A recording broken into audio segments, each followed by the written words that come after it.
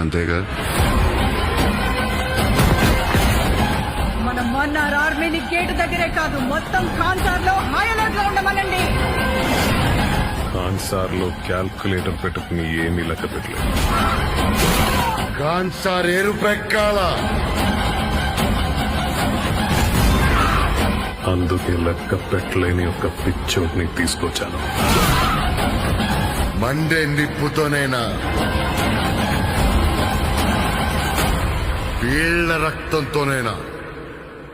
వాడి పేరు గుర్తుంది బాబా.